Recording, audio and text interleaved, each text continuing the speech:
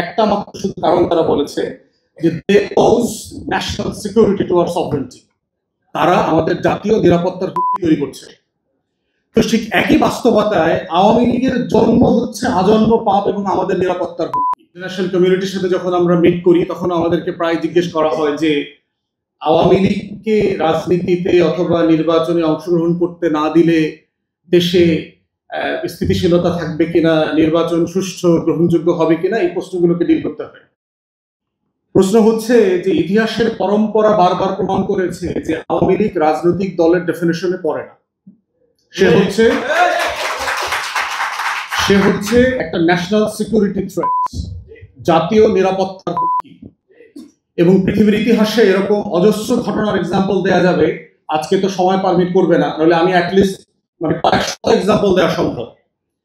যে even western কান্ট্রিগুলো যেখানে democracy function করে সেই জায়গাগুলোতেও তারা রাজনৈতিক দল নিষিদ্ধ করে দেয়, তারা প্রতিষ্ঠান ব্যান করে দেয়।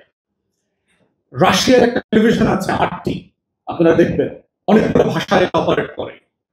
আমি ইংল্যান্ডে থাকা অবস্থায় দেখলাম আরটি ইংল্যান্ডে ব্যান করে দিল।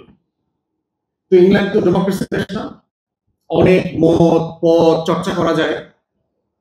ইরানের একটা টেলিভিশন আছে, প্রেস টেলিভিশন, আমরা একই সময় থাকা অবস্থায় দেখলাম যে প্রেস টিভিটা ইংল্যান্ড বন্ধ করে দিল, ব্রডকাস্ট করা যাবে না।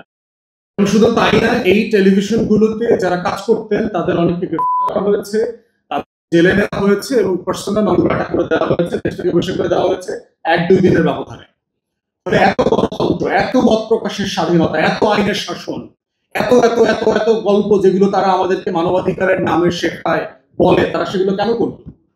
একটা মাত্র শুধু কারণ তারা বলেছে যে they pose national security to our sovereignty, তারা আমাদের জাতীয় নিরাপত্তার হুমকি তৈরি করছে। কারণ এই টেলিভিশনগুলোতে যারা কাজ করছে, যারা চাকরি করছে, তারা সাংবাদিকতার কাভারে আসলে ওই সকল দেশের এজেন্সি, এবং এটা খুব কমন প্র্যাকটিস, সারা দুনিয়াতে আছে। তো ঠিক একই বাস্তবতায় আওয়ামী লীগের জন্ম হচ্ছে আজন্ম পাপ এবং আমাদের নিরাপত্তার হুমকি। ওর জন্ম কিন্তু পলাশী দিবসে, বারবার বলেছি, দেশবাসীকে বুঝতে হবে।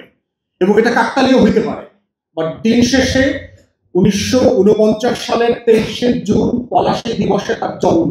তো ওর জন্মটাই হচ্ছে আজন্ম পাপ, যে ওর জন্মটাই হচ্ছে একটা প্রতিবন্ধত্ব নিয়ে জন্মাইছে, যে শুধুমাত্র বাংলাদেশের স্বাধীনতা সার্বভৌমত্বের ক্ষতি করবে, এই ক্ষতি করার মধ্য দিয়েই সে বেঁচে থাকবে।